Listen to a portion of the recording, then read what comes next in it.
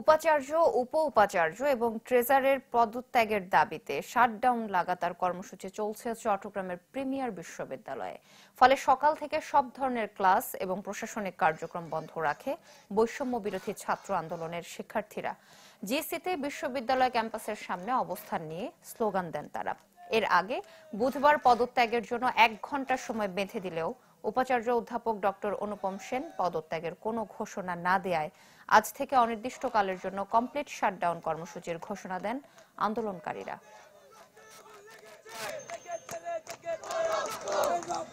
কোন শিক্ষাগুরু হিসেবে যাতে অসম্মানিত না হয় সেজন্য আমরা অনেক চেষ্টা করেছি, কিন্তু ওনারা আমাদেরকে তোয়াক্কা করে না, কারণ কেন তারা স্বৈরাচার। এই ডক্টর অনুপম সেন ছাত্র হত্যার পক্ষ হয়ে সরাসরি ছাত্র হত্যার পক্ষে স্টেটমেন্ট দিয়েছিলেন এবং তিনি ছাত্র হত্যার পক্ষে অবস্থান নিয়েছিলেন, আমাদের জীবন নাশের হুমকি দিয়েছিলেন। আমাদেরকে এখন বের হয়ে শুনতে হয় আমরা গোপালগঞ্জ 2 এর স্টুডেন্ট, যেখানে এখনো পর্যন্ত স্বৈরাচার পতনের পরেও, স্বৈরাচার চলে যাওয়ার পরেও যেখানে এখনো পর্যন্ত স্বৈরাচারের পক্ষে বিবৃতি দেওয়া হয়।